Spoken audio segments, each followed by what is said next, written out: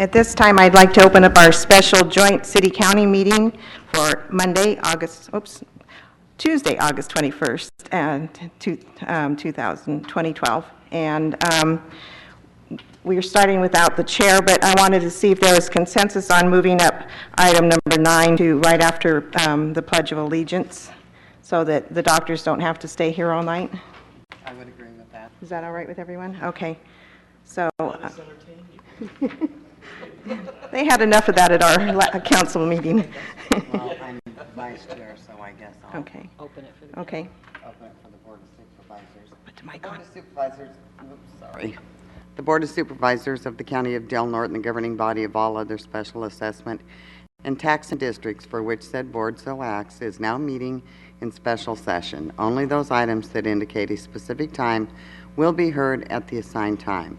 All other items may be taken out of sequence to accommodate the public and staff availability.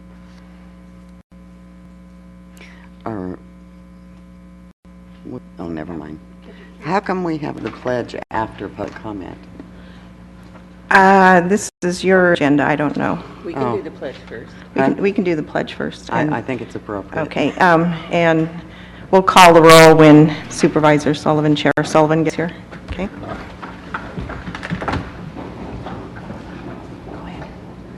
I pledge Allegiance to the flag of the United States of America and to the republic for which it stands, one nation, under God, indivisible, with liberty and justice for all.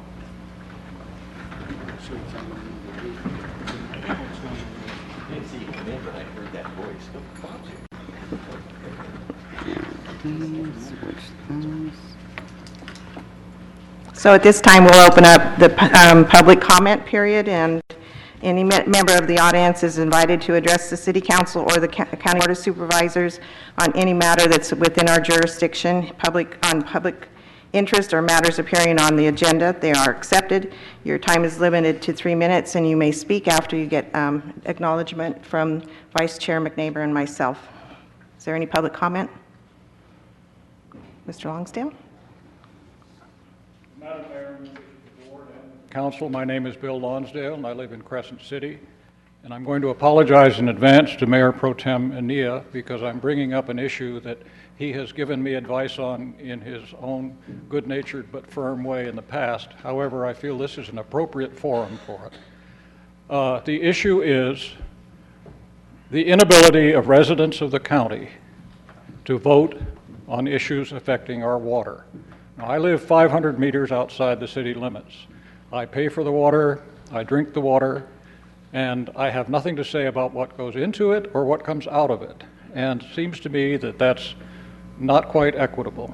And I realize that the history of this is a long one, and that the city right now has the absolute right to control what happens to the water. But I do think in a joint body like this, where we're talking about more cooperation and more coordination, that at some future time it may be worthwhile to take up the issue and see what can be done to avoid future disenfranchisement of those of us in the county, because I feel that the issue that is on the ballot is not going to go away one way or the other, and it'll be back again. This is the second time. So I would appreciate it if your respective bodies would consider meeting jointly on this at some time in the future. Thank you. Thank you. Thank you. And I can address that just quickly. The council has, we are not allowed to discuss the matter. It's up to the voters now, so the council itself cannot talk about it, so we can't talk about it in a joint meeting. So the Board of Supervisors could talk about it at their separate meeting if they so desire. Well, and we'd love to weigh in and say we're right on your side. Thanks, Bill. Even though we're not supposed to say anything today. And I don't think that we're not allowed to speak about it. It's just that we've tabled the topic and chosen to wait for the voters to speak. Any other public comment? Seeing none, I will close public comment, and we'll table the roll until Mr. Sullivan gets here still. So with that, I would like to start with item number 9, the discussion of the hospital regionalization, and receive a presentation from Dr. Greg Duncan regarding potential impacts of regionalization. And we have Drs. Caldwell and Dr. Davis with him as well. And Madam Chair, Mr. Hawley said it's great that we don't make them wait as long as they don't make him wait next time he has a visit. It wasn't exactly that. Good, good one, Rick. Yeah. Try getting an appointment now. Catherine. We've never waited to call the roll when somebody's this late. Fair enough. Just do a silent roll. I have two letters which will supplement the brief presentation which I have, and I will hand those over to the two bodies that we're speaking before tonight. And thank you, first of all, for this opportunity. You don't know how much it means to have the support of our elected officials in a matter which is of great concern to all of the physicians in this county. So I will be reading a prepared statement, and at the end, if you have questions or during the statement, please feel free to interrupt and let me know. As we all work to protect access to care at our local hospital, I would like to present examples of why I personally believe we need to engage other companies to manage our hospital. These examples are only two of more than 20 specific documented statements made by Sutter Health executives which are inaccurate. As you know, our local hospital board voted last November to transfer ownership of Sutter Coast Hospital into Sutter Health's West Bay region.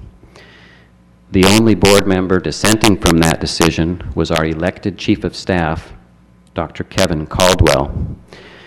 The remaining board members, all of whom are either direct employees of Sutter Health or appointed by Sutter Health, voted in favor of regionalization. Since Sutter executives continue to claim that I am not permitted to release the minutes of the meeting during which the regionalization vote took place, I will paraphrase the content. The content is the following. A major concern was brought up by the board, the concern that local medical staff input and decision-making would be diminished if the change of ownership took place. The Sutter Regional Vice President responded that regionalization would not alter the local medical staff structure and that the Chief of Staff would be a member on the Regional Credentialing Committee. That information is incorrect. After the Regional Vice President finished speaking, the 9-1 vote to regionalize took place. The statement that regionalization would not change local control of medical staff decision-making was repeated on other occasions by the regional president, the regional chief medical officer, and the CEO of Sutter Coast Hospital. In fact, during a presentation before this Board of Supervisors on February 28, 2012, Eugene Souksy stated the following, and now I will be quoting directly from the meeting, quote, "Decisions regarding the affiliate's medical staff, including medical staff privileging, will remain at the affiliate level." Another example of inaccurate information occurred when Mr. Sullivan requested guaranteed representation on the regional board.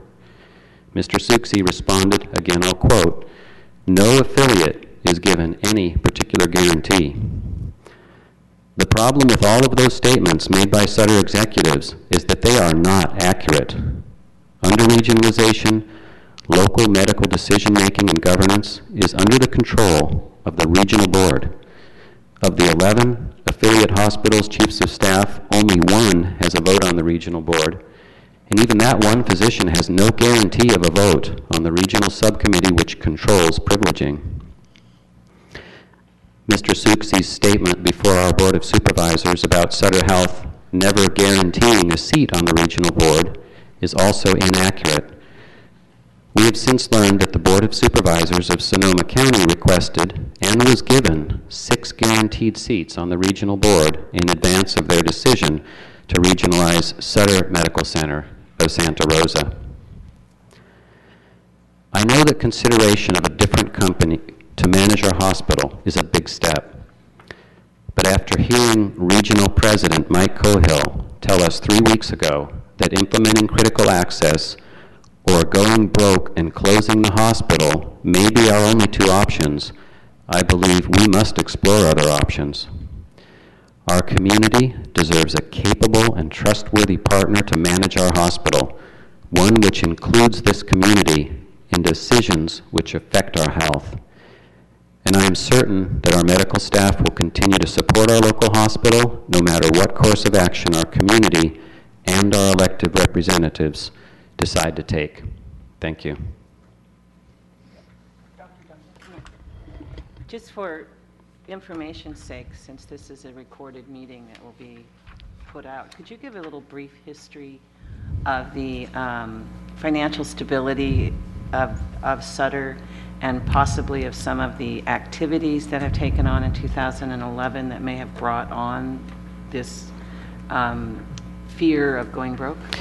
Yes, we know from all of the available public data that the 26 consecutive years that Sutter Health has been managing Sutter Coast Hospital have been profitable.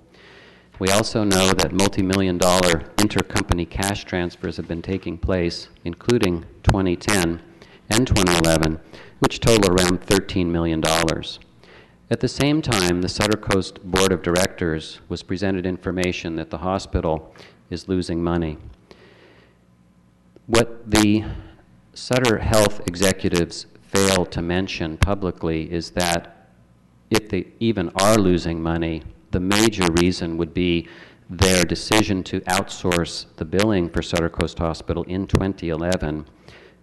We now know that as a result of that decision, which was harmful to our local economy, resulted in about $7 million of losses. What is concerning is that the company that was doing the outsourced billing is owned by Sutter Health. Now, I do not know that that was an intentional failure to submit bills for $7 million worth of services, but when Sutter Health presented the information that the hospital was losing money to the media, for example, they provided a selective amount of information that didn't include the reason for the losses.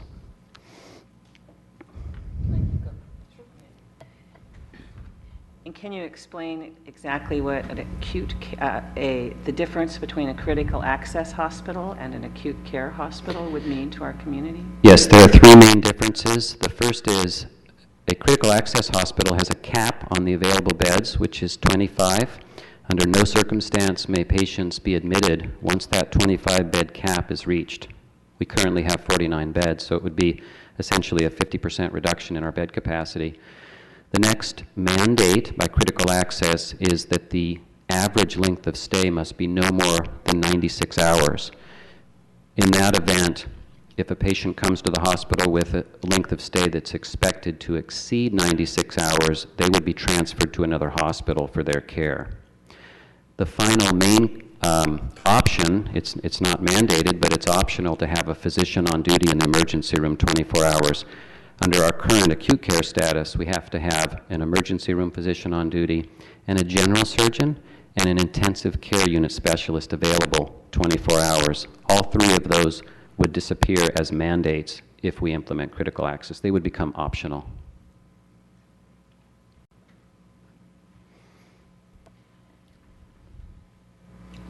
From what I understand, the reason that critical access is so seductive to hospital managers is that reimbursement rates are at 101% of whatever the service is. So for the 25 beds, they will get 101% of their reimbursement with Medi-Cal, right? With Medicare, that's correct. It does not stop them from billing whatever amount they can bill for private insurance, so it does not address one of our other concerns, which is the cost structure at Sutter Coast Hospital for privately insured patients.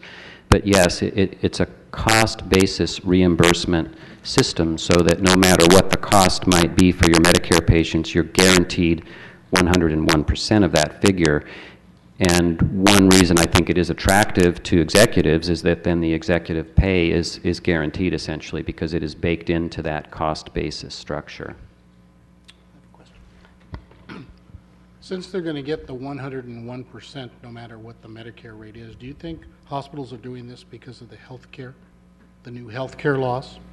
And by doing that, they won't lose more money that they're losing now on Medicare? I think, well, the healthcare laws were implemented recently, and there are about 1,200 hospitals that are already critical access. I do think that it is a motivation as Medicare reimbursement tightens. I can tell you, as a acceptor of Medicare patients in my office, we have seen a steady decline for many years. We respond to that. We try to be more efficient in what we do, and as opposed to trying to limit access, but I do think that that concern is something that's motivating those executives. And again, the critical access program is not a bad program. It was designed for 12-bed hospitals to remain open in remote areas, so we don't argue with the concept of the program. It's been very helpful, but when Sutter Health became the first corporation in the nation to downsize a hospital and restrict access to care in order to qualify for the program, to me that defeats the spirit of that law. Do you think that there are other potential people or organizations that would be interested in serving Del Norte County based on that 26-year history? Yes, we know there are. We have been discussing this informally with some other management companies, and we know there is interest. We have a very good track record here, and as I said in my prepared comments, we would love to be able to work with a management company that we could sit across the table from and cooperate in terms of the growth of our hospital and expansion of our services, as opposed to looking at cutting it in half. Dr. Duncan, can you explain what the next steps are? Well, legally, the next step will occur on September 5th when Superior Court will hear the healthcare district's legal case requesting a temporary injunction against Sutter Coast Hospital and Sutter Health. We currently have a restraining order in place which will expire on that same day, and we're hoping that it will be extended. I've met with 3 different state representatives, and they are all interested in helping us stop this potential loss of access as well, so there's a political front as well. And certainly we're trying to inform the community about what may happen here before it happens, so that the community will have a voice. And what process do we as a community need to go through to change management companies? The healthcare district lease agreement is the legal document that currently governs that. But more importantly than that, the local board has the authority to either transfer ownership of our hospital to the Bay Area or to seek suitors for another management company. So that really the most powerful body in terms of the direction our hospital goes is our local board of directors. They mentioned pursuing a relationship with Asante before this regionalization vote took place, but I don't think any serious discussion of that took place. That would be probably my personal favorite, because Asante runs Three Rivers Hospital in Grants Pass and Rogue Valley Medical Center, and we know a lot of the physicians at both of those places. Thank you. I had just a statement for the people that have any other questions about going to that few of beds is we've got to look at, we are a poor community. When someone has to be flown out of here, what about the families that can't make that trip over? What about those people that can't afford, when they're released from that hospital, to get back home? As we discussed earlier today, it's not a round-trip ticket on that flight. So those are, I think, just as serious issues, as some of the others. It's the people that are going to be shipped out of here that I'm really concerned about. And we absolutely share those concerns. In fact, I spoke with the manager of our local air ambulance service, and they are very much opposed to this potential implementation of critical access because our census swings wildly. And when we have days like we did 3 weeks ago, when 16 people would have had to have been transferred, there's simply not enough aircraft available. And aircraft are obviously very expensive capital items, and you can't have them sitting around at the airport for those days when we might have 10 or more transfers and then other days have none. So they're very worried about how they would even meet the demand. I had another question. Out of those 25 beds, what are 3 of those beds reserved for? Well, under critical access, generally 3 are reserved for maternity and pediatric care.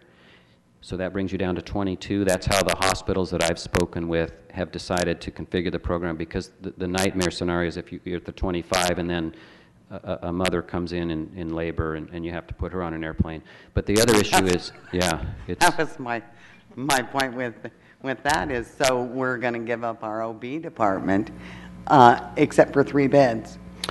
Well, right, and the other issue is the prison. I spoke to the prison, and they're very concerned because 3 of our beds are currently security beds that were built appropriate only for prisoners but have very limited access, so they're not appropriate for the general public. And if they decide to hold those beds for prisoners, we'll be down to 19. And if they decide to give those up, when a prisoner comes in for treatment, the correctional officers will not have a secure area to monitor the prisoner. Those 3 rooms are offset from the rest of the hospital, and they have reinforced walls and windows, for example. So either way, the program does not fit at all well with our maximum security prison down the road. Thank you. So I believe that the county has sent a letter opposing regionalization, and the city has authorized one as well. So what would this body do as a joint meeting, and what would be helpful for us to do? I think the more communication to the hospital board of directors is the most efficient way to make change. If the hospital board of directors, which a majority of which are live here locally, decide not to pursue regionalization or critical access, it cannot happen. So if there are any means that this board might have to convince those local community representatives to reconsider their position, I think that would be extraordinarily helpful. And what forum would you recommend? Would it be a letter? I believe a letter to the board of directors, Okay. and Eugene Suksi, the CEO, could see that it's delivered at the next board meeting. And when is that? It's the first Thursday in September, so I believe that's the 6th. So, thank you. Any other questions for Dr. Duncan? No questions. Just like to thank all the doctors, especially Dr. Duncan, for all your diligence in this matter, and please know that we're here behind you, and if you need us to stand a little closer beside you, let us know, and we will be there. Thank you very much. Doctor, I just wanted, it was interesting what you said about Sutter Coast Hospital, not Sutter Coast Hospital, the prison. Has management out there come out for or against regionalization? You said they're concerned, but it seems like they have a lot of clout statewide. Right. I spoke to the associate warden, and they had no idea any of this was even going on. So they were rather nervous and surprised by it. It was their impression that there are contractual agreements between the hospital and the prison that would be impacted by this critical access designation. But to my knowledge, there's been no communication between Sutter Health or Sutter Coast and the prison. Okay, thank you. That was one of my concerns before when we were talking about so few beds, is if we had a large riot out at that prison, they can't fly those prisoners out of here. What are they going to do if we need more than 25 beds for the prisoners? Because they can't be flown out of here. I don't know what other hospitals are secure enough to send them out of here with correctional officers. Well, I'm sure they could be flown out, but it would cost the state of California a Millions lot of over a money to year. do so. Right. I think the last major riot, I treated 10 injured inmates. And it's not just an issue of cost, although that's certainly an issue. The time that it takes to transfer somebody to another hospital that's been stabbed and is hemorrhaging, for example, is not Right. trivial. And it might be an inmate or a correctional officer or both. Thank you. And just a point, I understand that the prison has actually started to use facilities in Brookings as well, because it's less expensive than Sutter Coast Hospital. That's correct. You know, one more thing. I was thinking for a while, remember the swine flu and the different kinds of flu and the pandemic issues were very much being discussed, I think, at all our levels. And I didn't know if the health department has some concerns about reducing the number of beds available at the hospital in the event that we have that kind of a situation. Is that a concern, Dr. Black? And one of the issues that's somewhat misleading is the CEO at the hospital states that our average census is 23, which is, of course, an average, and the actual census varies above and below the average. But the last 2 years were very light flu seasons. We had a very small number of hospitalized flu patients. Normally, winter is our busiest time for that reason. So as we look at historical figures, we need to keep that in mind. Thank you. Thank you, Dr. Duncan. So is there any public comment on this matter? Dr. Caldwell or Dr. Davis, would you like to say anything?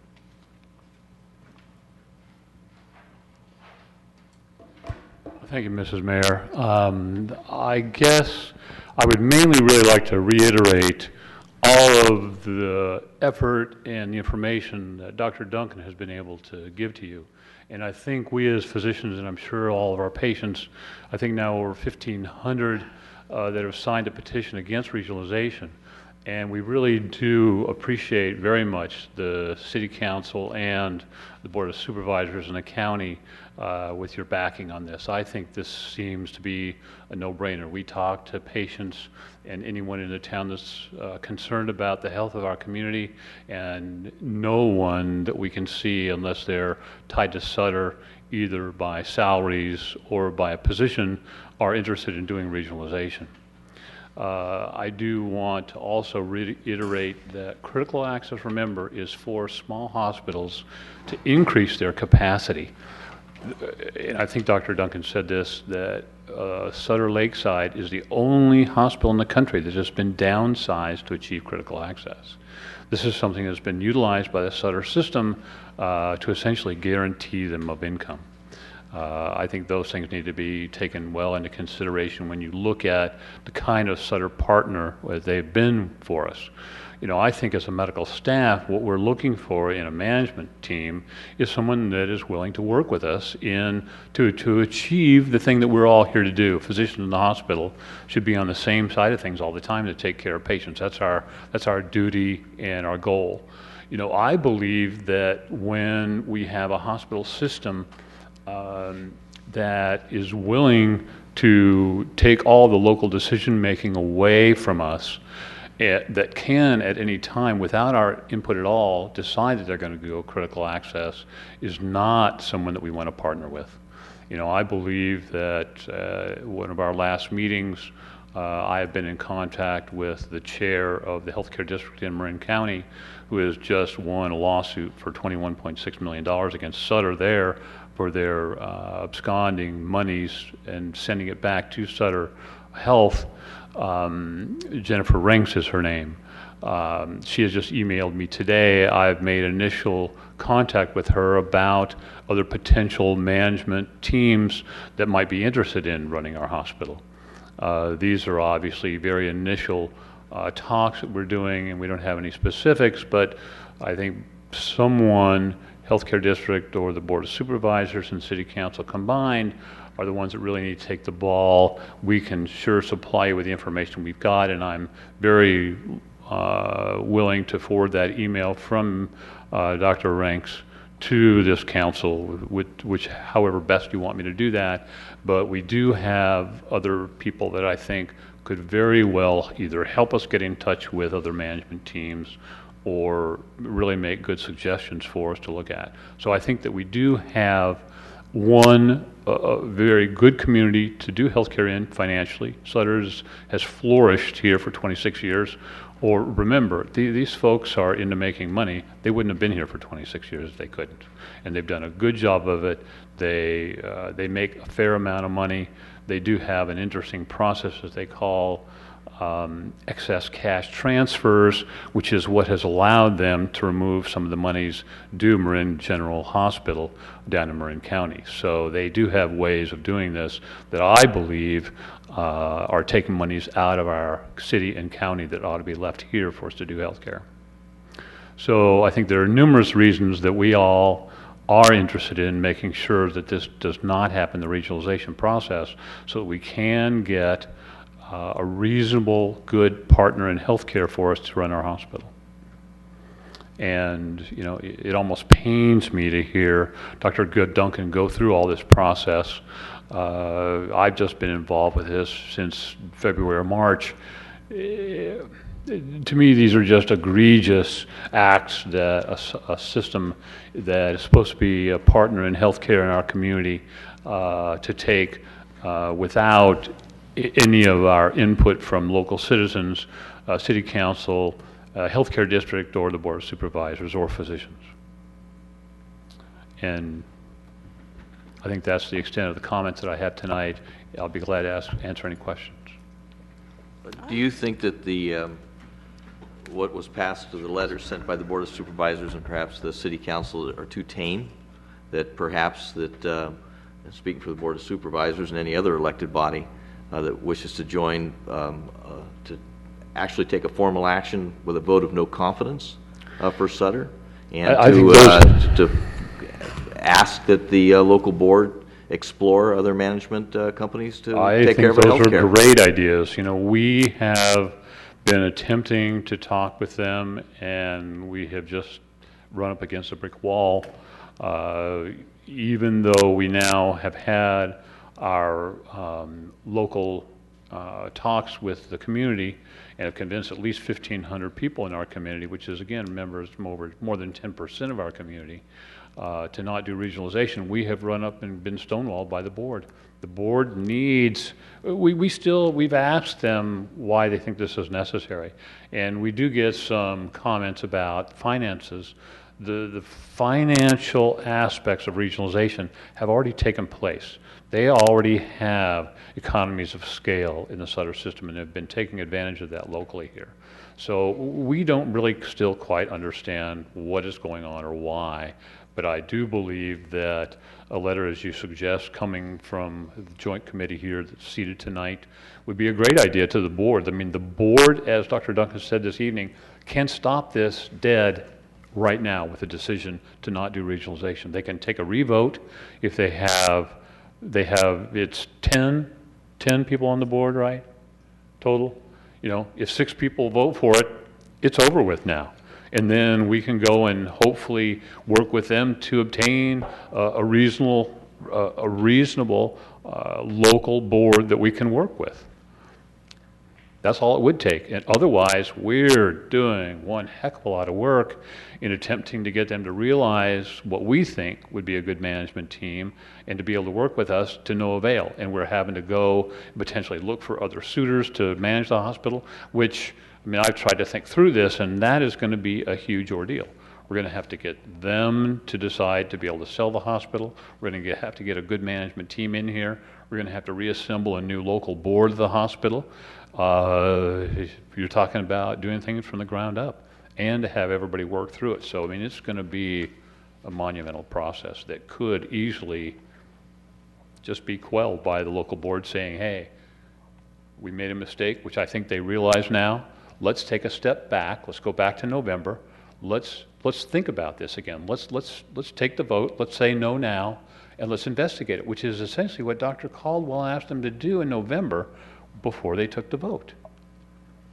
There are many questions to me personally that I don't understand what has happened or why, and I am not sure any of us have received good answers for that.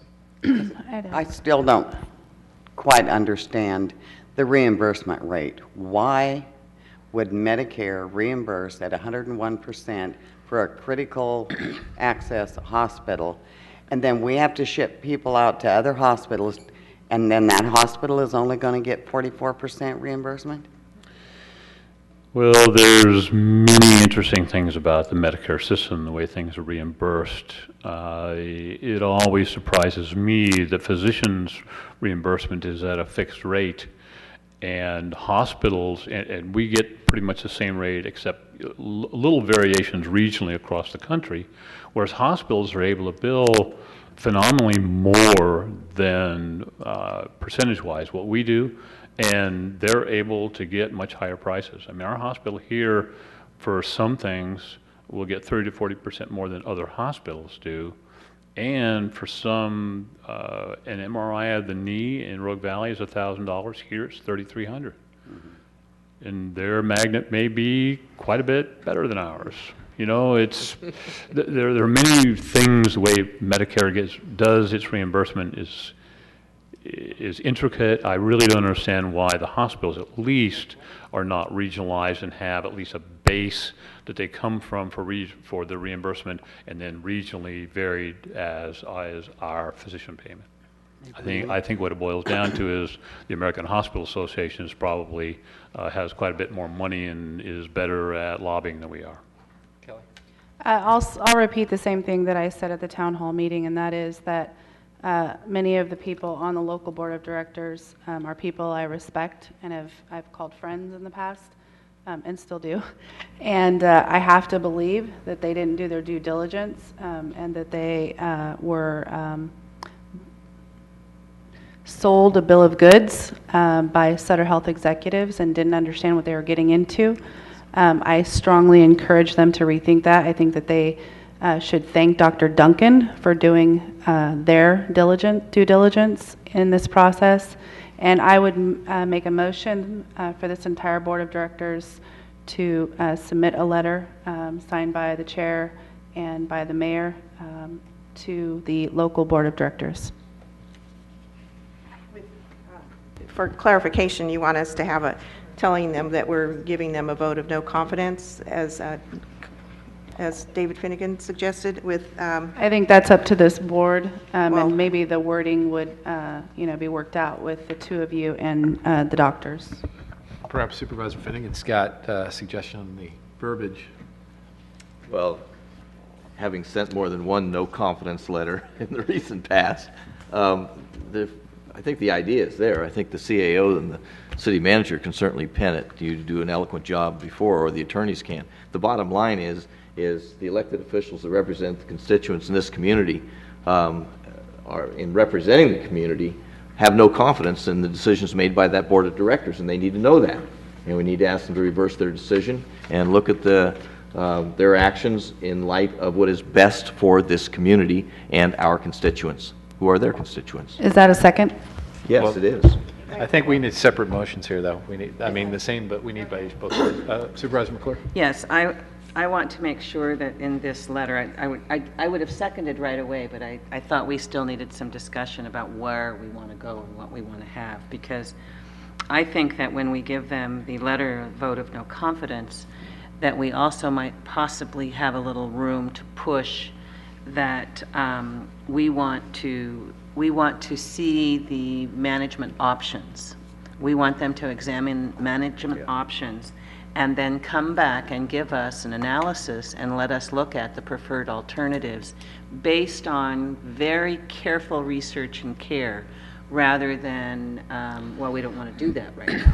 I think that we should give them direction of what we expect and possibly lay down a potential legal path that we might want to push towards, because I think that this community had a county hospital, that we had a county health care district that's now the hospital district. The hospital district can't do this right now because they're tied up in court on challenging the lease. And if they're challenging the lease and saying that Sutter is the partner that they're arguing with, then they can't go out and find another management organization.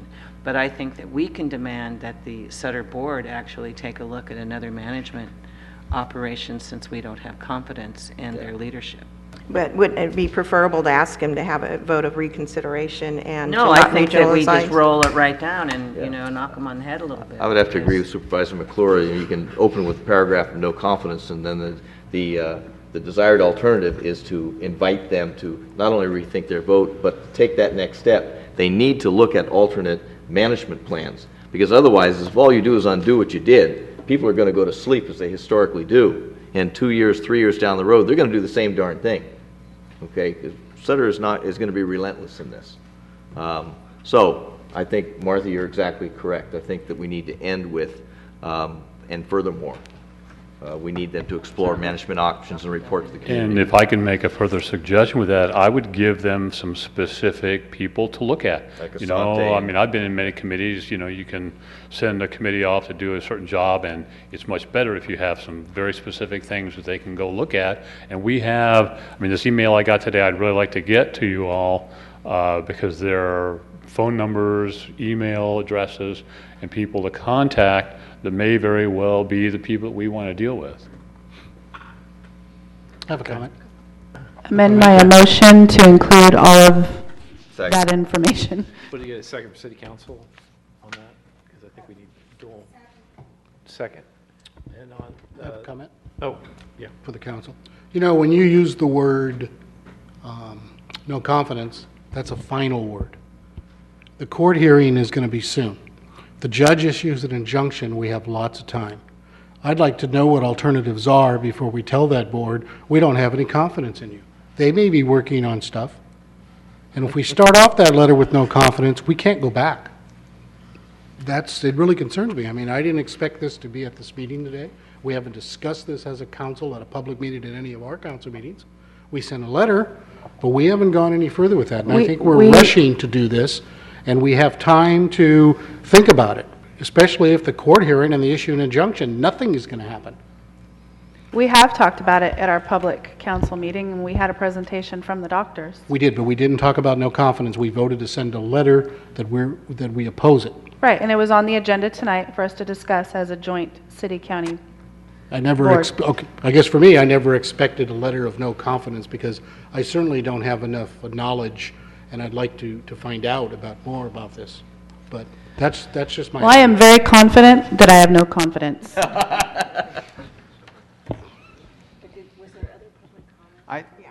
We didn't hold regular public comment on this, so we made the motion before we had that. So is there other public comment? Thank you, Dr. Davis. Sure. And we, again, thank you all very much for your extreme concerns. That echoes ours. We really do appreciate the help because we need it. Thanks a lot. Thanks for all you're doing. Can I ask a couple of questions of council? Do we have any other public comment on this issue? If we could let Mr. Lonsdale, we'll come back. Mr. Lonsdale? I didn't see any of that. Mr. Chairman, Madam Mayor, members of the joint body, Bill Lonsdale again. I moved to Crescent City for 3 reasons. I'm retired. I have disposable income. I'm an economic benefit to the community. But the 3 reasons that brought me here were the beauty of the area, a good transit system for when I can't drive anymore, and a good hospital. Take away the good hospital, and you're not going to get very many more people like me. The other observation that I have is a political one. Several people on the dais here are being challenged in the upcoming election.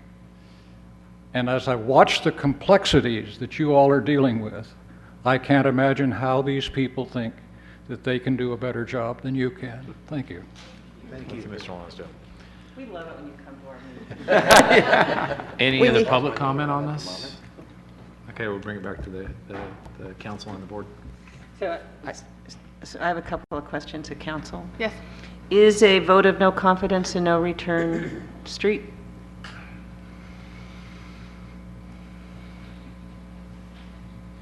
I would have to say that a vote of no confidence would definitely put a wedge between you and the board of directors for the hospital. I'm not necessarily saying that it's completely no means by which to come back, but it will definitely set the line of where the sides are going to So be. possibly a demand to reconsider would be That's definitely a possibility, yeah. less. With less- possibly Would probably be timeline, maybe, less. is the key. Right. And of course, you know, this would be in the assumption that the court will grant the injunction. We don't know that for sure until the hearing. Right. So, who knows what the court will decide to do with that. But And then this is for both of you. As representatives of every citizen in this community, because we're a joint board, so we represent all the city residents and all the county residents, do we have any legal standing to make sure that we can keep an acute care hospital in our community that that we can define the type either through ordinance or, I get maybe through ordinance, that any hospital administration that's in this community must be acute care?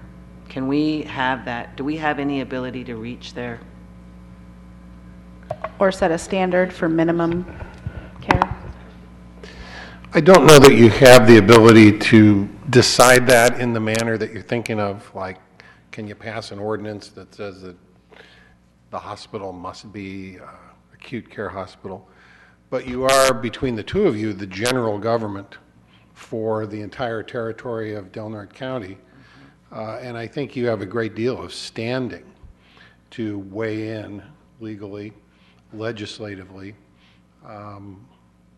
and, you know, to authorize your staff and your legal representatives to work hard and participate in a particular direction that you want this to go. I don't know that you can dictate it, but I think you can powerfully influence it. Could we declare standing to get in on the September 5th, or do we wait and then do our own temporary restraining order to declare standing? Well, I'll just say I don't think when you have knowledge that an issue is being brought to a critical pass in court, it's not a good idea to just sit there and wait for that one to happen and then go, well, we'll see how that comes out, and then we'll come in later and try to redo it. If you know about it and you feel like you want to participate in it, you probably should. And, you know, as far as your standing to do that, I haven't researched that. I tend to think that the council and board does have that standing to become a participant in the court proceedings. But Gretchen may have her own ideas about it. I haven't had an opportunity to research that issue either, but I think it's definitely an option to look into to see if we can somehow intervene into that court case. And I agree with That we do it sooner that than we later. do it sooner rather than And later. if we are able to intervene, then we would request an extension because we haven't had time to prepare any documents. Right. Right? Right. I just have a question for the mayor and Mr. Palazzo. We sent our letter. Was there ever any response from Sutter Management to our letter? No. Did they call? No. Nothing? No, they didn't call and say they changed their mind. Just call and say, thank you, we're in receipt of your letter. No, Nothing like that. Thank you. I don't think We- they called and thank you guys. But we could send, Thank you for we- sending us that letter. so, And I just wanted to say, you know, if there is anybody on this board that feels uncomfortable because of a lack of knowledge, there is a lot of information out there. Dr. Duncan has about 3 inches of documentation that you could read up on. And I think it's very important that we vote as a front. So,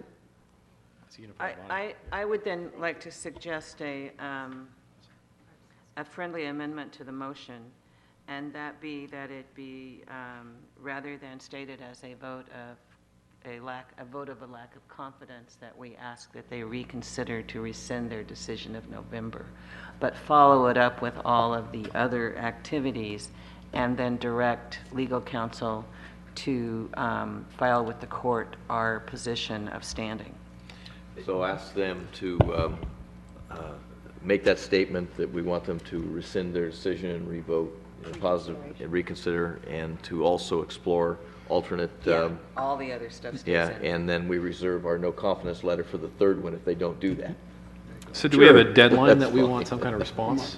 Well, In deference to Dr. Caldwell, who sits on that board, who I have the utmost confidence in, I agree. we could, so is that a friendly amendment? Yes, I will amend my motion. okay. But it needs to be strong. Oh, It yeah, needs all to the other be stuff needs to pissed be in there. off that they're ignoring yeah. us and ignoring the community. It's Yeah. not- And I suggest that we send it, return receipt requested, Certified mail. There you go. Yeah. And I don't know if this is a possibility, but just a thought, that maybe council may inquire with the local healthcare district as to the opportunity or option to actually speak to their council and find out, you know, maybe co-coordinate the action that Supervisor McClure was speaking about? The healthcare district's attorney has delivered to both councils all of the documents. Okay. And have been in contact. Right, but I was just saying that maybe having a discussion with them about our, Well, the end of the letter That would should be a good idea. That would be a good idea. should request To that coordinate their we're eagerly waiting for their response or to enter into discussions with them, not just leave it, here's the letter and have them sign for it. Right. Tell them we want to hear back. so my point was that we, as a board, consider directing staff to direct legal counsel to co-coordinate with the healthcare district's council as well. And file for standing. Sure. So, Martha, you and I are both on the 2x2 with the healthcare district. How soon then are we going to need to set up that meeting to get this rolling? You know, with court dates coming up and everything, I don't I'm think we have concerned. to have, I don't think we need to do anything with the healthcare district. They're already in. But now what we want to do is get in. We want to file papers that we also thought they- determine that we have standing. Okay, I was misunderstanding. So I amended my motion. So do we have a similar motion from the board? Do I have a I so move. I guess we, Yeah, I think we're in tandem here on this. Yeah. Okay. So do we need two separate votes on that? I don't Just, think so. I think we probably do. Nope. Well, you don't. Are we giving direction? You don't exist as a joint body, unlike, say, So we do need the two solid votes. waste Two votes. board, where you are a joint Right. board. This is two We separate need boards. motions and seconds from both So bodies. do we have a second from the board? Second. Oh, we have a second? well, Okay. you better have a second from the council because David. No, Oh, Donna Donna did, seconded okay. it, so. All right. And so, and you have the motion, it's clear enough? Okay. So could you please poll the county's vote? Yes, ma'am. Councilmember Westfall? Sorry, we don't have our clerk here. Oh, we don't? Councilmember Shalong? Yes. Councilmember Holly? Yes. Oh, Joey's Mayor there. Pro Tem Ania? Yes. And Mayor Murray? Yes, thank you. Joey, could you pull the board's vote? Supervisor McNamer, Yes. Supervisor McClure, Yes. Supervisor Finnegan, Yes. Chair Sullivan. Yes.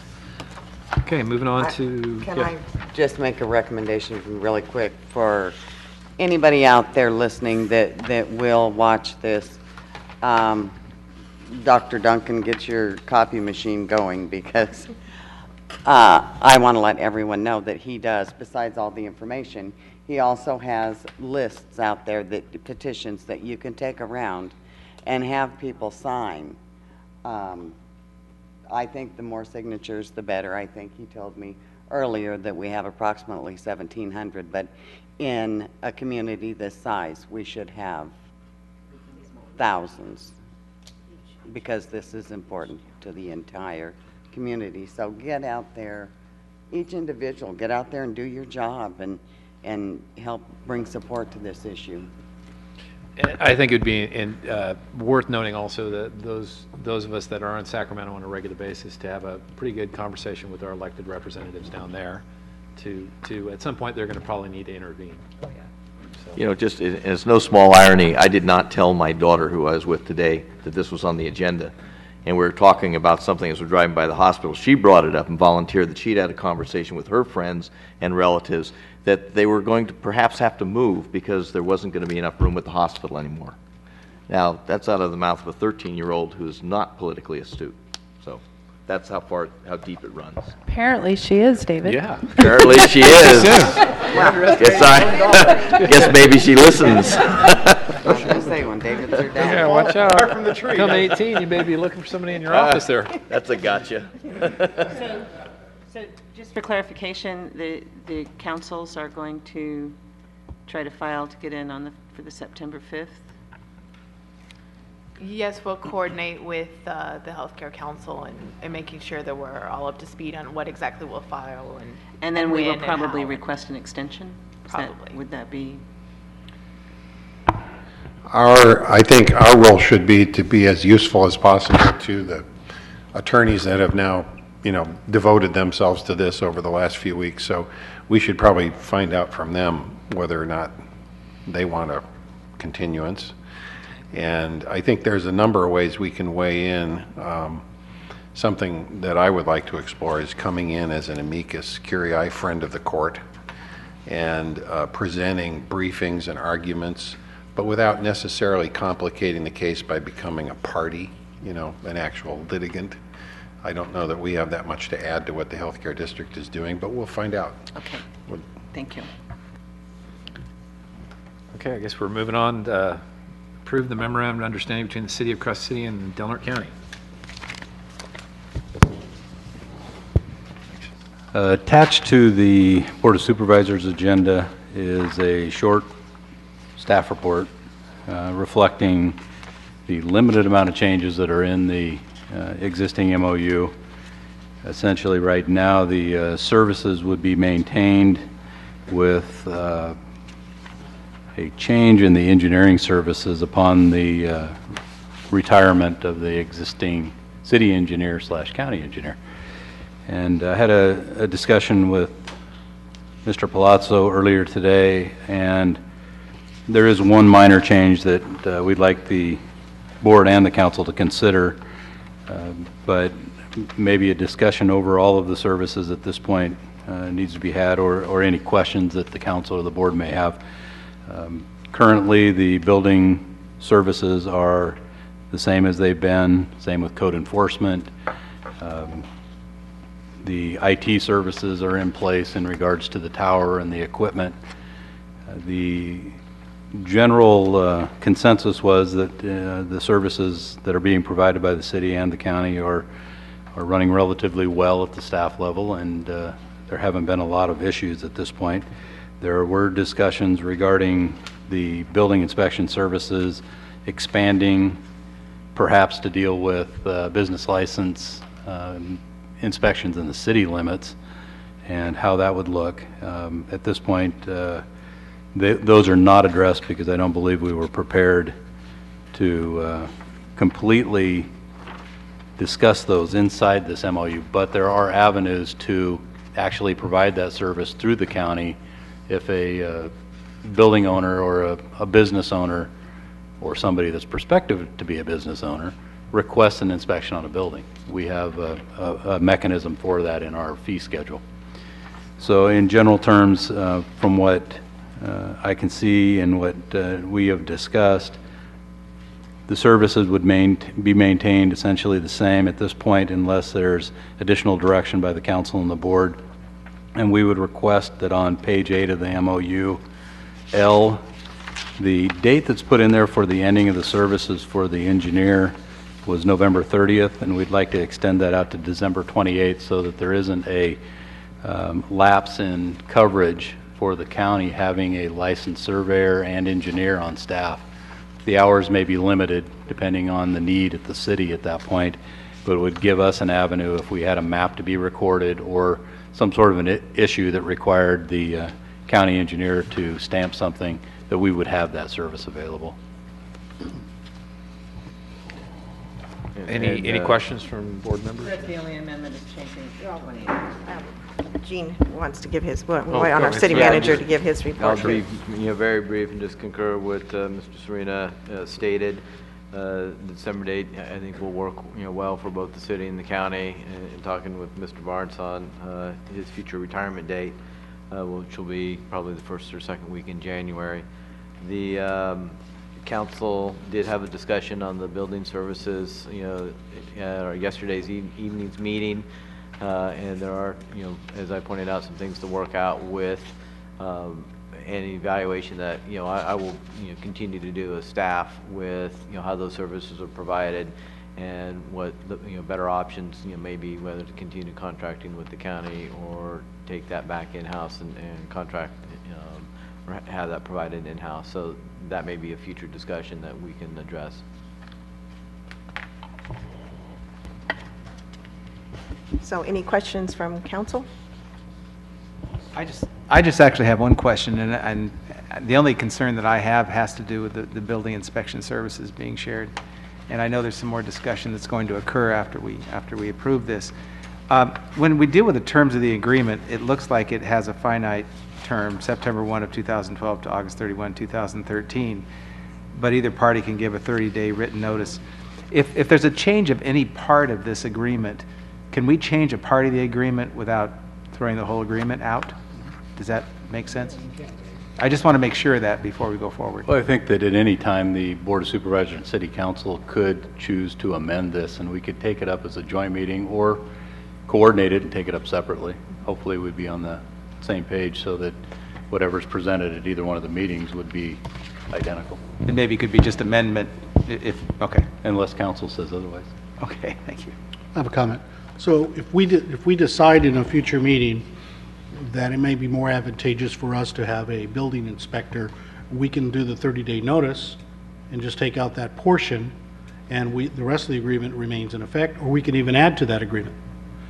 I would hope that before we even got to the 30-day notice, because that's primarily on making, well, essentially ending the agreement in how I read it, but we could coordinate at the staff level and come up with some wording to present to the board and to the council that would be whatever the proposal from either one of the entities would be, and we could work it out through that process. I agree. That's what I meant. I'm just saying that if we went the whole thing, it could be 30 days. Okay, thank you. Any other questions from supervisors or council people? Any public comment? Wow, no public comment. Bring it back. What do you want to move to approve the changes as recommended by staff? Second. It's been moved and seconded. And I will move the same for the council. Second. Joey, can you pull the board, please? Supervisor McNamara, Yes. Supervisor Finnegan, Yes. Supervisor McClure, Yes. Chair Sullivan. Yes. Robin, could you please pull the vote? Yes, ma'am. Councilmember Holly? Yes. Councilmember Schlong? Yes. Councilmember Westfall? Yes. Mayor Pro Tem Ania? Yes. And Mayor Murray. Yes, thank you. Go ahead. Okay. Item number 4 is discuss and take action regarding appointment of staff and a member of the Board of Supervisors regarding a potential social host ordinance. And I don't know if we have a staff report on that. Jay, do you want to? I believe the City Council and the Board of Supervisors have both received a presentation by Health and Human Services and the teenagers that are involved in, I believe it's Friday Night Live. And they are asking for the formation of a committee between the members of the council, the board, legal counsel, and also the city manager and myself to meet and look at the possibility of having a social host ordinance that would put restrictions and penalties on providing alcohol to minors in both the city and the county, and have it very well coordinated so that in the instances of any parties that happen where there is underage drinking and alcohol has been provided to those children, that be consistent. And the part of the discussion was that the county has a lot more area, which means a lot more room to have parties. And that was essentially what they said, was that they felt We got a that bigger party area. we have a lot more acreage, let's put it that way. So You guys are just more fun. the knowledge of the children, or the teenagers that were there, had indicated that most of the parties do happen within the county, and they would like to see that addressed in some form, and the social host ordinance was the avenue that they'd like to see it addressed in. Does the city have one in place? No, we don't. And we haven't had any reported incidents of it, but I think it'd be a good thing for us to have as a tool and to be in alignment with the county. So I attended the Friday Night Live Town Hall meeting. I can't remember when that was. Dr. Blacknick's here, and it was earlier this year, and that was the consensus of all of the people that attended, the youth and the parents that were there. So they're very concerned about it, and without having a resource officer at the school now, we're not going to be able to do every 15 minutes for the kids anymore with drinking and driving. So this would at least be a tool and bring public awareness to the matter, and let parents and adults know that there's consequences when they provide alcohol to the youth in our community. I do believe, I spoke with the kids before they put these together. They just let me know what they were working on. And the devil is in the details. It's really going to have to be structured where there's no gray area. And I think this is a good idea, but it could be a can of worms if it's not set up right. So. I'd like to comment. Did I hear you say that they want a joint meeting with the attorneys, or can we do that separately in our own bodies? They had requested a committee be formed to discuss this. Okay, you know, where I worked in Contra Costa County, we had a party ordinance. We called it a party ordinance, the same thing. Contra Costa County has one. City of Clayton, where I worked, has one. I don't know that we have to have a committee. We can use those. And what we did was, people were fined. And the fine, it was an administrative hearing. And the fines were hefty, $500 on first offense when parents were not home or supplying alcohol to minors. It not only was people supplying, but it was going to a loud party and no adults are present. The parents of who owned that home, their child, were fined for that. And that was a strict ordinance. It worked well. We used it maybe 2 times in 5 years, had no more parties like that. I guess they went to the county in Contra Costa because they passed their ordinance a couple years after ours. But there are samples. There are volunteer from the council, it sounds like, to sit on that committee. I wouldn't mind volunteering, but it doesn't seem like it would take a lot of work because there are samples. Other counties and cities have them. Rich, And they work well. I agree. It probably doesn't take a lot of work, but I think the kids want it, and I see the value of having that committee because we need buy-in from the sheriff as well as the city. I agree. So Yeah. I was just going I'll to let say the the mayor same handle thing. you as the appointee, and Leslie, I think you had some suggestions when Thank you you, ran Richard. last meeting as well. You're welcome. I'm never speaking up again. That's an excellent select. And I'd be I happy. wouldn't mind signing that I ordinance. would I'll be. have it to you in a day. Yeah. I'll change the name. I'll be happy to sit on that committee with council member Ania, but I do, and I've seen sample ordinances. The most. But I do think we need a little more work than what you're making it sound like. I just didn't mean we don't need a joint city council committee, a full committee. It's a Oh, no. smaller committee would be No, fine. I think they just wanted Right. one from each That's body fine. and with a few of them. And what makes that ordinance, and what makes that ordinance work is that our administrative hearing officer agrees that if the person, if it did happen, that the family gets that full effect of the fine. Because in communities like ours here, that'll spread like wildfire. And none of the kids will want to have a party at their home because of the fines it's going to inflict on their parents. And it would also cancel their home insurance Yes. policy, so. There's all kinds of yeah, repercussions, and it just has to work. It just has to be enforced. Okay, well, we got that started. Good. Any other comments from supervisors or council people? Nope. Public comment? Okay, moving on. So that was a directive to staff too, to help us get this drafted. Okay. You guys love these joint meetings. This is another thing, item number 5, this is discussion regarding healthy communities, and the city council hosted the Redwood Empire Division of the California League of Cities July 13th, and we heard a campaign about healthy communities, and I thought it would be better for us to do as we are doing with the social host ordinance, to include the whole county so that it's not just dropped off at the end of the city limits for a campaign like this. And we have a sample resolution from Arcata that I thought would be helpful as a tool to get going on this if the council and the board of supervisors agreed to this. So, Gene, did you have anything you wanted to add?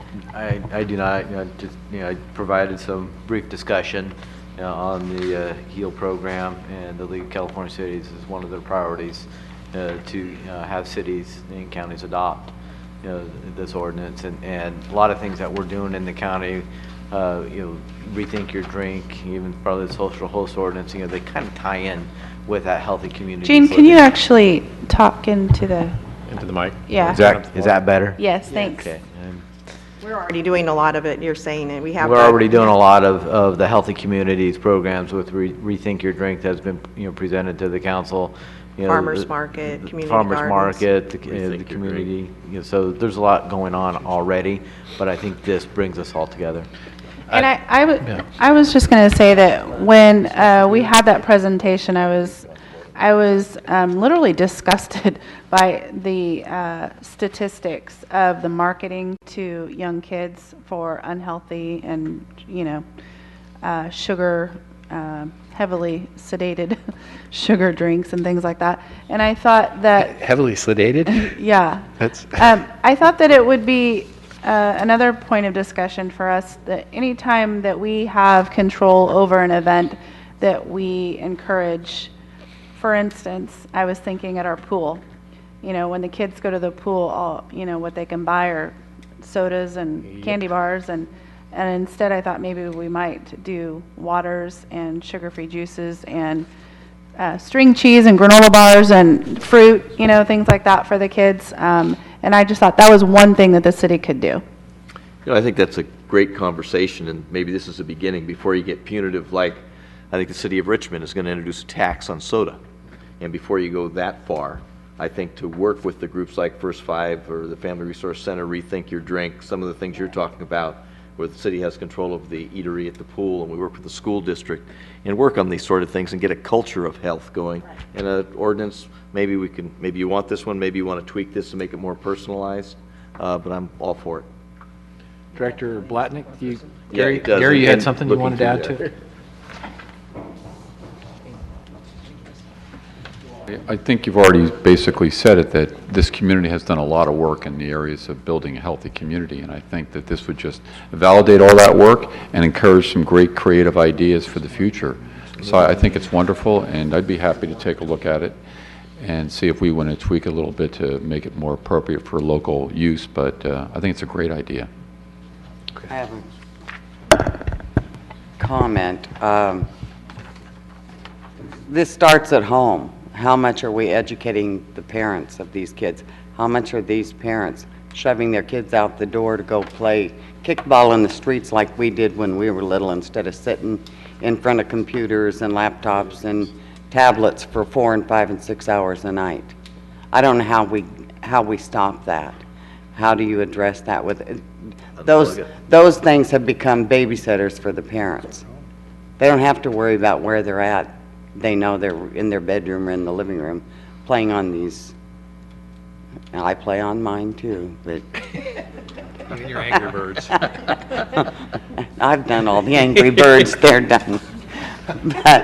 But I don't know how much more we can do, Gary, if there's programs out there for educating the parents.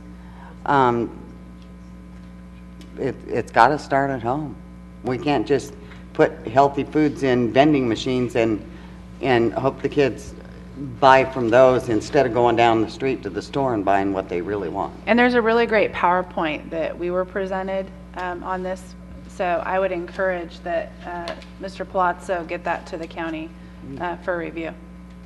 And we do have California Endowment here sponsoring healthy activities, and they're going to branch out in the Building Healthy Communities to go into the different neighborhoods like Cindy Henderson did with disaster preparedness, and have group leaders in Klamath and Gasky, Hyuchi, Smith River. So they're working on that too. So we're just, Good. and so I think that if we all just pull together and heighten the awareness by joining forces, that we will build a healthier community. I think one of the other things that does, besides the behavior modification, you've got to have the infrastructure in place for a lot of these kids to do it. And due to the sheer amount of rain, I think each of these subcommunities, communities that make up Delaware County, they need the facilities to be able to do that. I know California Endowment's been involved with the Smith River Gymnasium, and I think that's going to be a really good thing. And the CAO, Mr. Serena, and I had a meeting with a group of ladies out in Smith River that are in the process of trying to organize an after-school activity. So, but the facility was there, whereas Smith River Baptist Church has stepped forward in trying to coordinate that. So, I think some of those structural, permanent deals will help out a lot to behavior modifications. So, Supervisor, I agree, and I agree with what Leslie had to say about the families. But as policymakers, I do think it's an opportunity for the policymakers to invoke a policy of encouragement and direction towards healthy behavior, and I would ask that staff be directed with Dr. Blatnick to craft such something and bring it back to the Board of Supervisors, yeah. Okay. Is the council in agreement with that as well? Yes. Okay. I am too, but I just want to make sure that when we do this, we're also educating organizations that finance their activities on the backs of the sales of the candy and the soda at the baseball game, at the football game, at the soccer games, that we have to help them figure ways to Wrestling matches. deal with that revenue. Because that's really important, because Well, it's a cultural change. How would you feel if you were at Little League and the only thing you could buy would be Red Bull? How long would it take the parents to say, well, something's going on here that might not be right? Right. So, No, I mean, I think that we just want to bring them on. Right. We I want agree. to make sure that we're talking to them about what's happening. Oh, it's So a all of cultural sudden, change. It's just not Yeah. in your face, you're doing the wrong thing. It needs to be more, well, I think an ordinance of encouragement. yes. Okay. Yes. Oh, yeah, Donna? Yeah, there's just, we have 11 grandchildren, and 9 of those don't have television. So for those of the kids that use laptops or TV as babysitters, there's a really easy solution. You unplug it. Okay. Yeah. Yeah. So we'll move on to item 6, discuss setting semi-annual meeting dates for joint city-county meetings. We've gone through periods of time between the board and the city council where we've had gaps of time where we don't get together to discuss common issues. And what the mayor and I had discussed is not setting a specific date, but putting more a seasonal date, meeting twice a year to discuss. And it could be, we'll try and make, this is going to just come out wrong, probably make it a brief meeting. But if it's not anything, I just think the point of setting some kind of structure to it so we don't go a year or two without meeting, it's just too small of a community without both boards on the same page. And I'm sure Supervisor McClure and Supervisor Finnegan, you've both been on the board long enough to know back to the days where there wasn't that cooperation. And so I think where we're at right now, we need to continue to build on that. And if we put it kind of structure in consensus of that we want to meet twice a year, I think that at least puts something semi-stone, so to speak, So is semi-stone. this fall or is this summer? Set in stone. We could call I it would recommend that one of those meetings be early enough that if budget considerations need to be taken into consideration, that we have plenty of time to do that. Yeah, Good February. call. February? How does that work with budget, Jay? Budget issues, and is that it early enough? Yeah, for our purposes, we begin the process in mid-April, so February, March would work. So February being one of the dates, and then August or September being the other date, other month? Sounds good. September? Okay. The reason for this meeting is because of the MOU and it was strictly. I know, on the but time it's of the great MOU. to have this meeting because we get to put this on the agenda and we can actually discuss it as both boards, so. February and August? February and August. Okay. Any, that's kind of consensus of the board and the city? Okay. All right. The other item 7 on the agenda is hold a discussion regarding countywide business license, take action as necessary. The mayor had asked me to put this on the agenda. I knew it had to be a city person. Well, and I think, Madam Mayor, if you, Okay. The reason I thought it might be helpful as a tool is, I know that Jay mentioned that you wouldn't be making any money off of it, but it could be an economic development tool in terms of knowing how many businesses are in the county, where they are, what kind of businesses they are, and that would also open the door for making sure that their health and safety codes are up to standard. So I thought it might be a useful tool. We have it in the city, and a lot of city people are not happy that we have business licenses, but you don't necessarily have to charge in the county, but it might be a useful economic tool. So was my line of thinking, that so that we could be in more alignment. And I think you said something about. well, one of the issues that came up, and we dealt with it 3 or 4 years ago, is medical dispensaries. And one of the tools to make sure these things don't pop up right next to schools and other family areas was to have a business license. We And, have ordinances for that. you know, anyway, that was one of the things well, it up until recently, I hadn't really stopped that, though.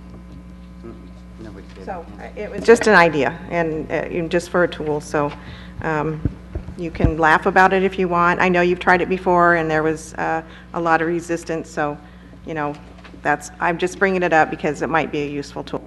Well, it seems to me we didn't just try it before. We did have business licenses for the county before. Yeah, at one And point. I remember the big mess with trying to pay everybody back and all that. I want to know why it didn't work at that time. Well, I'll do a little research because that was before my time. I do remember it going into effect and being rescinded about 30 days later. I remember that After part. we collected Was it an money. election year? I worked at the tax collector's office at that time, and I can remember. I've It heard. was kind of a fiasco, getting people's money back. Some people didn't get their money Yeah. back. It was, I've heard it had something to do with pitchforks and torches. with what? Pitchforks and torches. Well, there's another alternative. Supervisor Eller informed me at one point in time that he was the leader of the group to get it rescinded. And that led indirectly to his eventually getting on the Board of Supervisors. Do we have anybody on this board that owns a business in the county? I do. Oh, Since you're talking about pitchforks and torches, I mean, another way you could do it very easily is if you had a city and a county that were consolidated and there was a city business license, I the knew county that would was gonna automatically be included. me too. The county want to join the city, is that what you're saying? For me, I'm You not bet. ready. You bet. I'm not ready to do a county business license, especially in these trying times with our staff being stretched really thin. So the only way we could implement it would have to be through charging. So we could then have to charge for a business, and then I look on the other side that businesses are struggling, so I really don't think it's time to consider. I also think that a lot of the county businesses are like one-person businesses where they, you know, they're smaller. There are a lot of big businesses that are in the county, but for me, I'm not comfortable doing that. I think that we have had economic analysis of what kind of businesses there are in the community, and we do have, I think, a pulse on that kind of thing. So I'm not sure we really. I would prefer that the county not consider a business license at this time. Maybe instead you could start a corporate tax. Okay. We have that. It's called sales tax. That was a joke. Is there any public comment on this? Okay, so we'll move on to item number 8, receive an update on the Oversight Board to the successor agency to the redevelopment agency of the city of Crescent City. Can you say that 3 times? I didn't sound like an auctioneer. I'm Mr. Plotso. Yeah, Mayor and members of council, members of the board, our finance director, Ken McDonald, will give a brief update on this that was been requested. It's been discussed at the city council level several occasions, and then at the successor or oversight board. So, Mr. McDonald.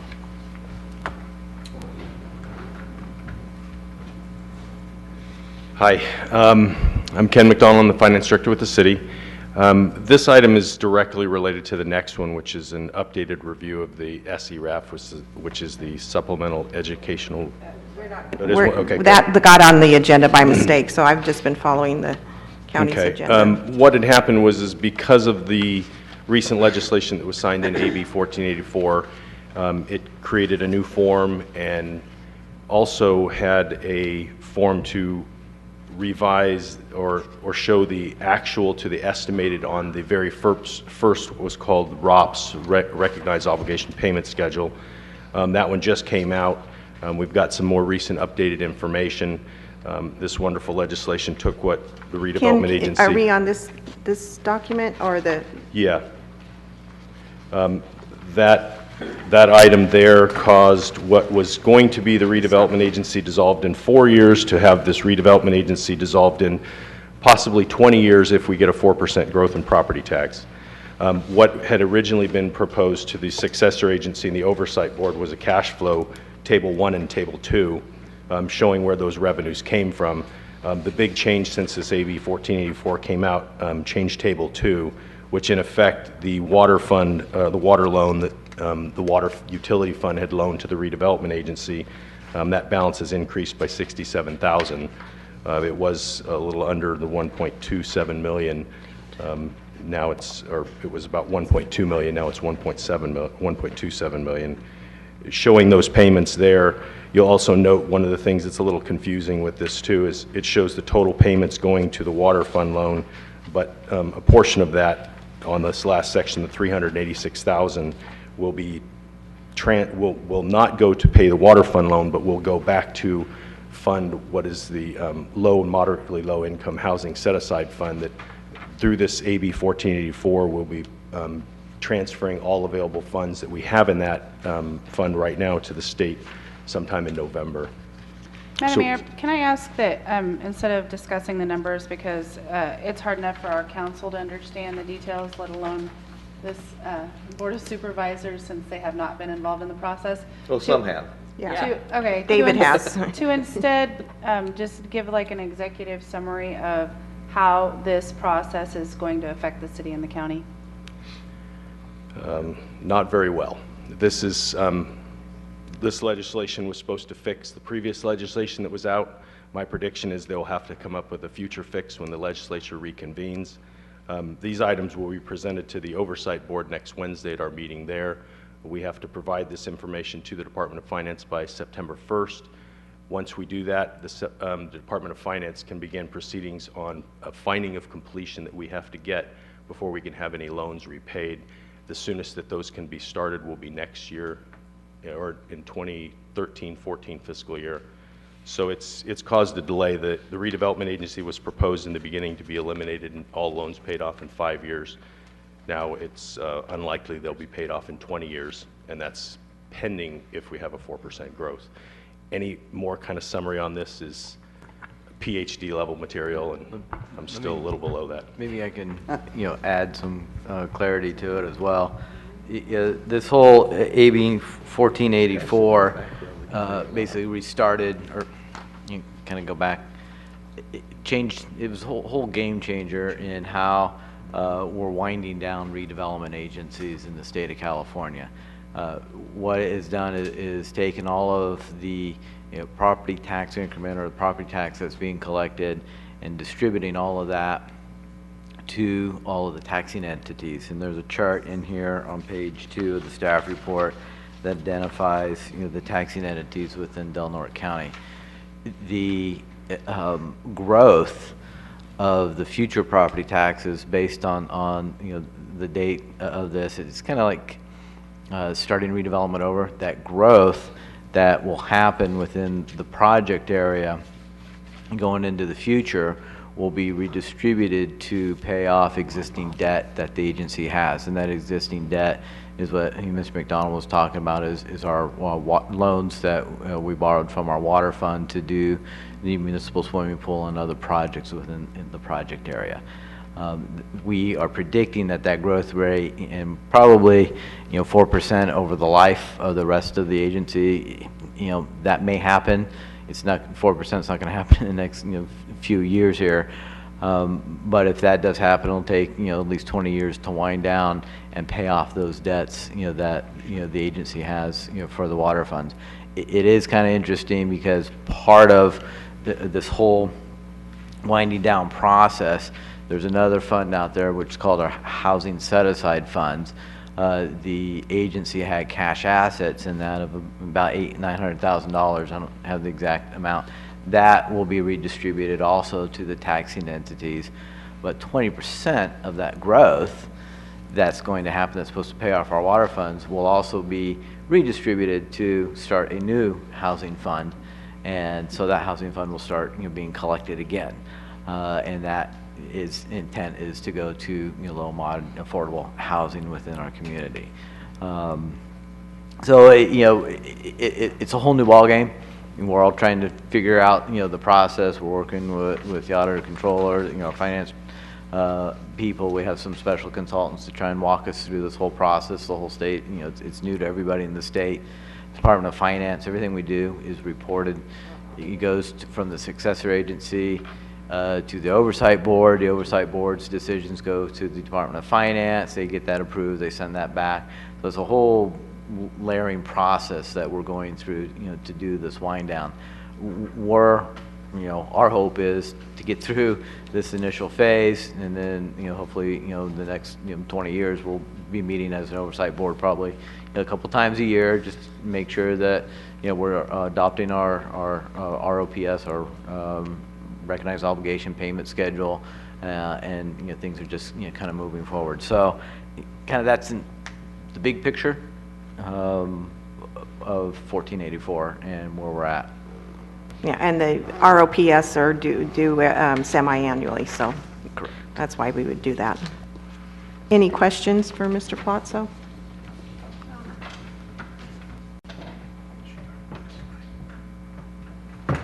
Just a few observations. So our property taxes have gone down by 1/3 to 1/2, and they're saying that we're going to have a 4% growth over the next 20 years. So now we have all that to make up, and then they think that we're going to get enough, and that we're not going to lose more people, especially with the hospital situation being what it is. So my question is that should none of this happen, what are the options to the city and the county? Well, the existing property tax, you know, that's being collected, you know, is still going to get redistributed to the taxing entities. The impact is on the city, and, you know, the loan that the agency did, you know, from our water fund to do, you know, a project that benefits actually the entire county, which is the pool. You know, that loan gets paid off at a slower rate. If the agency lapses and we're done, you know, then the loan doesn't get paid off. You know, there'll be, you know, that outstanding debt that, you know, the water fund will never recognize. The concern that I have is that, in turn, the city will have to raise water rates to adjust for that loss. Yes. Any other questions or comments? Can I ask Clint a few questions? Absolutely. He's not here for that. Our auditor. Yeah, he's not here for that. Huh? Will you tell me the story of what is the benefit for the county, the Harbor District, Healthcare District, Library District, Del Norte County Unified? Tell me what you're feeling, what your take is on this. On the benefit to those organizations? Well, the benefit will come in any residual balance left in that tax fund. So currently we have pass-through agreements with all those agencies, and those continue as status quo. After we do our pass-through payments, there's a lump sum of money left over that gets used to either pay the ROPS, our OPS schedule. Anything not on that schedule then gets dispersed to those agencies. It doesn't help the school district. I believe the term is Right, because it's just like revenue, yeah. revenue neutral. Right, so that any money that would go to the school district, all that would do is offset what the state backfills them for. And are we forced to give it to the school district?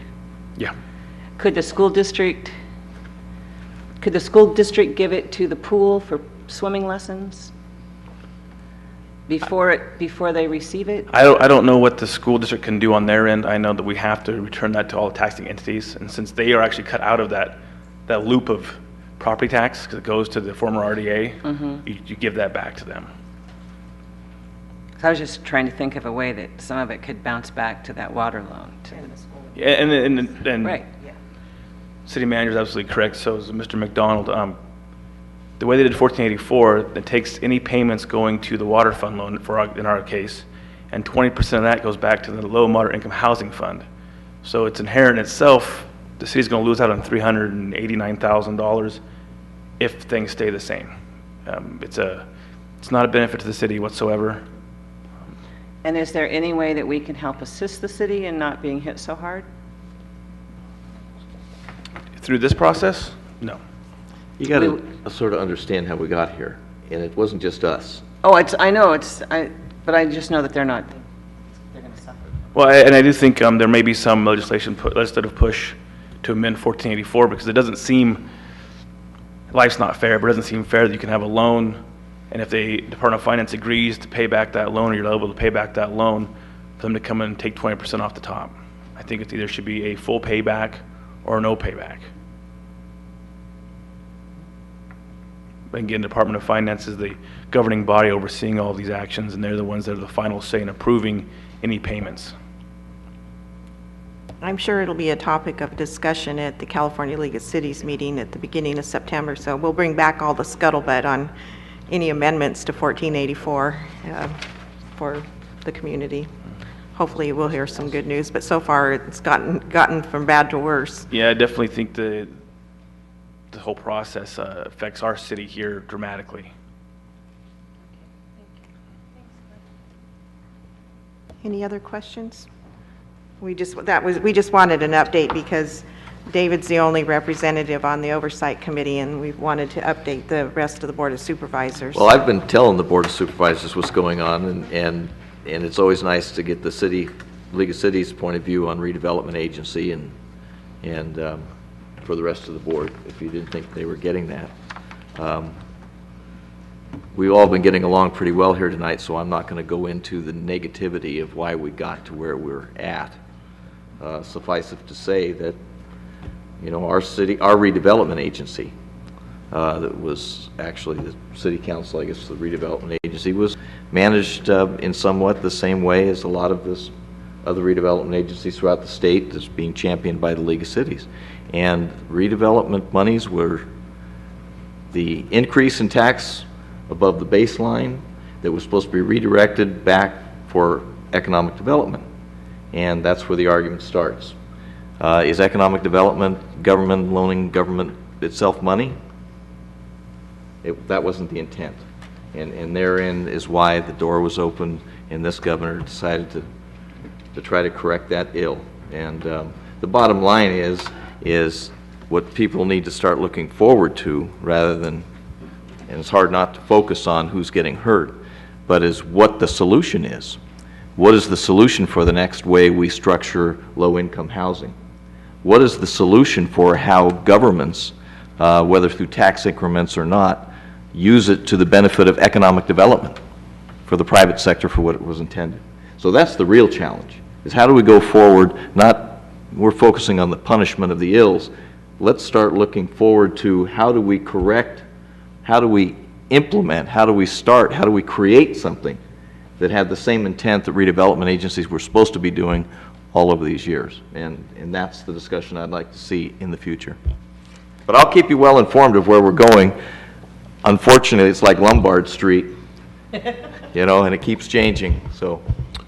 You know, if I may say something, as far as our city goes, I see economic development with the redevelopment loan that we gave Mr. Faring that fixed the buildings there with the S-curve where the hole was in the building for years and years and years, the old Avos property that now has businesses in it, the building across from Denny's, the four-square lumber building, economic development. Many cities misuse their money building golf courses, but I don't think cities that use their money correctly should be penalized, and that's what the state does. They just have one rule that affects everyone. We used our money correctly. Now, you can argue whether economic development was good for our pool or not, but I can tell you that people use that pool. It benefits the whole community, and I don't know how to measure economic development like that. It's a business. The city runs it and loses $200,000 plus a year. But I think overall, we've used our money correctly, especially our housing, with our housing set-aside funds. It's just sad that sometimes the state passes a law that affects everyone and doesn't affect, and shouldn't. It shouldn't affect everyone, especially those that are doing it right, doing it correctly. I look for changes in these laws because they've really hurt a lot of cities, and it needs to be changed. But I agree with Supervisor Finnegan. They have to come up with a new way to make sure that it's used correctly by every city. Well, I do think they're not going after some of the agencies' issues they need to go after at the state level. I mean, there's a whole bunch of agencies that have not taken a cut. And unfortunately, education and realignment stuff is kicked up front, so. Okay. Does anyone have any recommendations for our next joint meeting? For February? Yeah. It's on the agenda. And Yeah, I think, yeah, go ahead. Oh, I was just going to say, and I think we've already made notes of several things that we wanted to have brought back for further discussion, so we've got to start. In the past, we've discussed working together more so in the recreation field.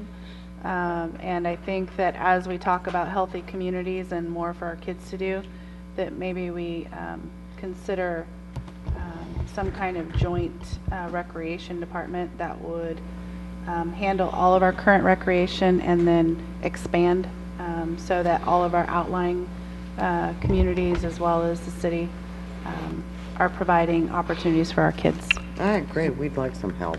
You know, I agree with that also. You know, I was looking forward to hope. You know, I mean, the pool, we could use help with the pool too. I mean, it's everything for our kids. I really thought that we would be able to get that recreation grant for the ball fields behind Safeway. It's really disheartening to find out that we lose that grant to Marin County. And as I understand it, we're going to apply for another one. We're going to apply for another one, and hopefully if we get that, would be the perfect time to discuss doing a joint venture with recreation, with softball, with soccer, with Little League, and all the things together. I think that should be up and coming, and putting all of our recreational resources between the county and the city into one. Well, so maybe, I mean, we are talking a long ways off, but obviously there's some issues that can be brought up that are ongoing issues Yes. that can be, and I know our CEO sent an email out to each of the board members to see if they had ideas for this particular agenda. But right now would be a great opportunity if there's, obviously we can hold a meeting before February if there's something more urgent that comes up, but recreation would be a good topic to put on the agenda for that meeting. Yeah, I'd like to see the harbor come and give us an update on what's happening down there. They could do it all at once. And just to also talk a little more about what the city is doing, we just received a substantial grant to upgrade our RV park, about $700,000. $779,000.